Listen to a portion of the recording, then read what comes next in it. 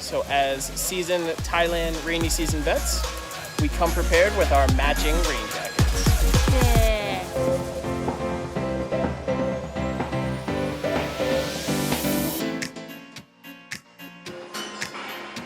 We're late. Today we finally have a day off, so we are taking a day trip up to Chiang Mai, which is a couple hours outside of Chiang Mai. And it's most famous for its White Temple.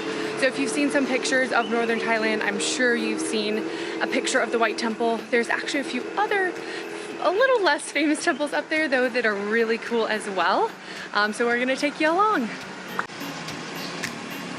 I'm just saying, I see songtaos up here in front of the place where we're leaving from, and I did not pay 1,200 baht to take a songtao. Yeah, we're 100% taking a songtao. 3 hours.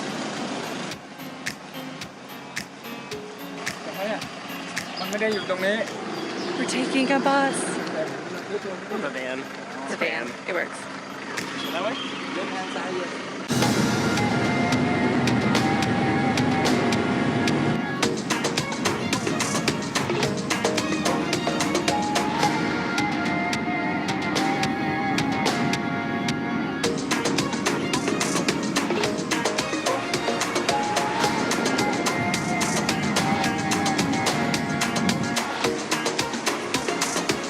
So we just stopped at the first part of our tour for the day of Chiang Mai. This is the famous hot spring behind me. From the looks of it, it seems more like a bus stop where you can buy things, trinkets. There's a 7-Eleven, so I think we're here for like 20 minutes. Not the most eventful part of our trip so far, so I think the day can only get better from here.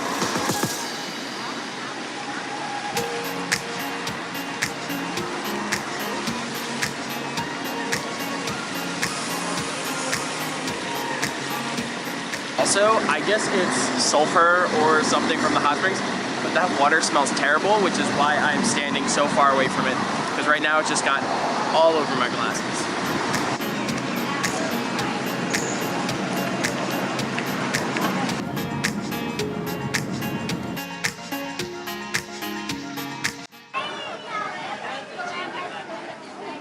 Okay, we just got to the White Temple. I'm so excited.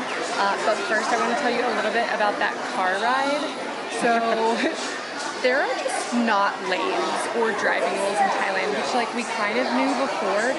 But I mean, we were on a 2-lane highway driving up the mountain, and I mean twists and turns, and there are 2 lanes, like there's a line in the middle, but you drift, and then if you just want to pass, you pass, and there would be like a bus coming straight at us, and you just go, and then they scoot over. So at one point there was like 5 lanes on a 2-lane highway.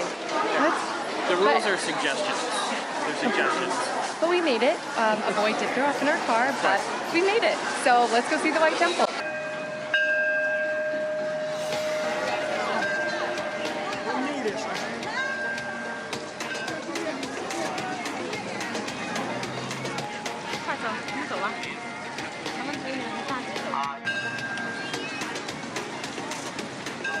It is extremely crowded here. Like, I mean, the Grand Palace in Bangkok was really crowded, but this is just insane. So I changed my mind about suggesting a tour. I would suggest spending the night in Chiang Mai instead, and then getting here really early before all the tour buses get here. Yeah, I think we came in with a fleet of like 7 at one time or something. Literally a fleet. If you looked on the road, there was like 7 in a row, and we kind of knew from the get-go it would be bad, but this is something else. But at the same time, I mean, this temple is unreal. We haven't even gone inside of it yet, and I mean, there's just nothing else like it.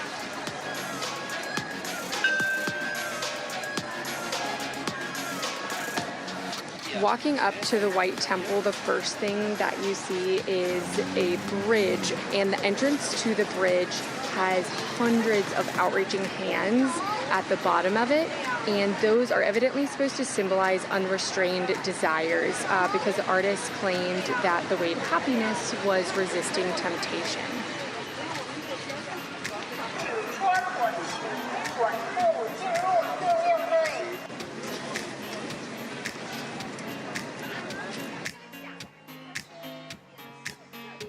It's actually different than any temple that I've ever been to in Thailand and that you've probably ever seen, in that it's not really known as a place of worship.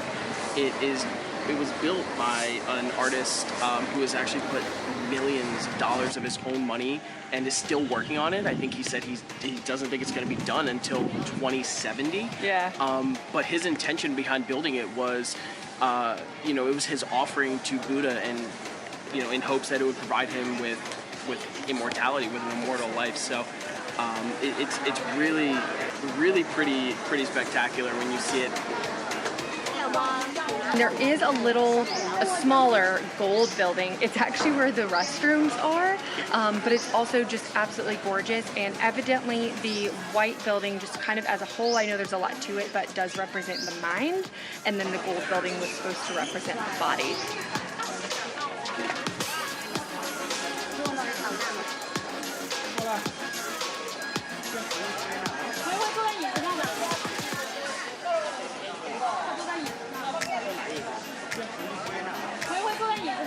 We are rushing back to the meeting point of our tour group just because we only had an hour here, which is definitely too short, especially with the crowds if you're in the middle of the day.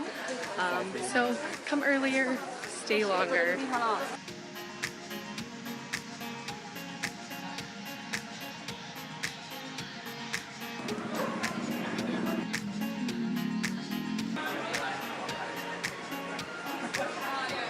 Alright, we are just taking a quick pit stop for lunch.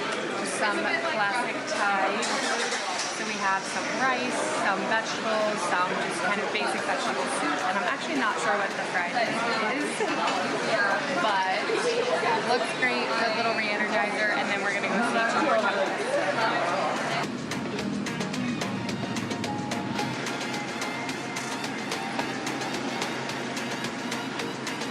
Our second stop on the tour is the Blue Temple, and I think I'm like most excited about this one. It's not as popular as the White Temple, but it also just looks insane. Like all the temples in Chiang Mai have such distinct features and colors. It's so crazy. The blue is supposed to represent the Lord Buddha's moral code and him spreading that around the world, and that is represented by like a blue sky, and therefore the blue color. But so this temple, and I'm gonna butcher this name, is hold on, I wrote it down. It's Wat Rong Sue Ten. I'll put that there for you. But it's really cool because it has a story behind it. So that means dancing tiger. And evidently this land that we're on used to be like a wildlife reserve for tigers. And so the tigers would jump or dance over the river, which is where the name came from.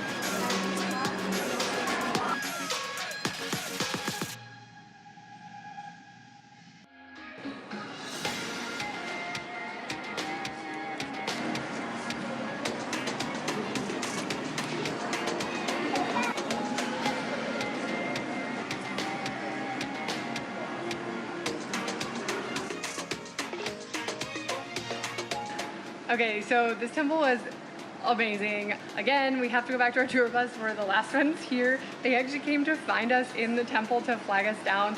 Everyone hates us. Everyone on our tour hates us.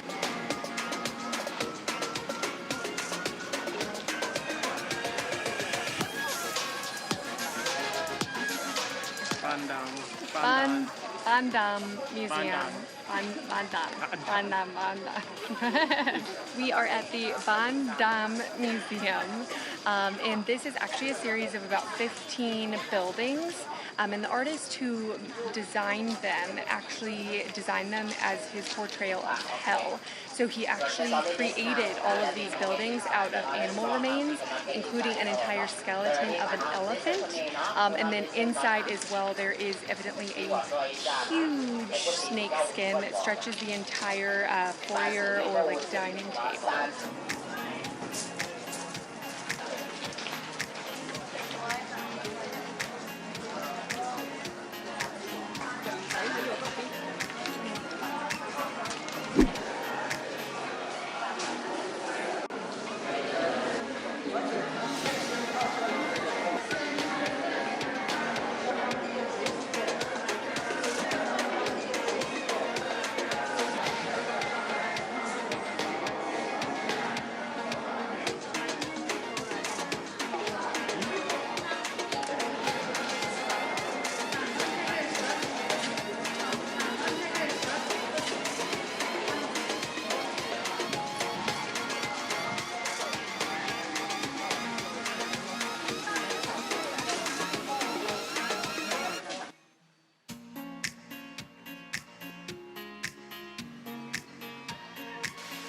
Well, it has started pouring.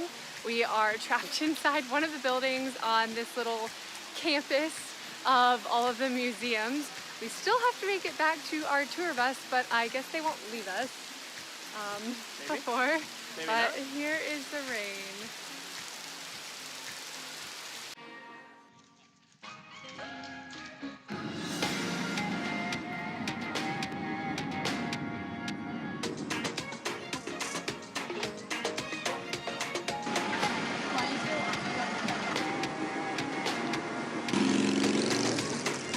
How was the tour? It's a complicated question.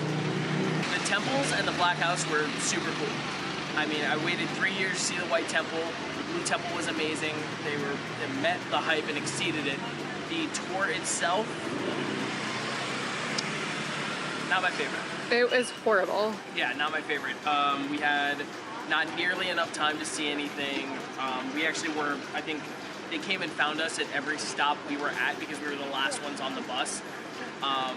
Yeah, it was just, I mean, you were kind of just herded, or it was, you walked through each temple like a zombie with, like, you got to point your camera at a few things and you were out. So, again, like if you're going to Chiang Mai, I would recommend getting a place to stay and trying to map your own tour, whether that means a motorbike or hiring a car.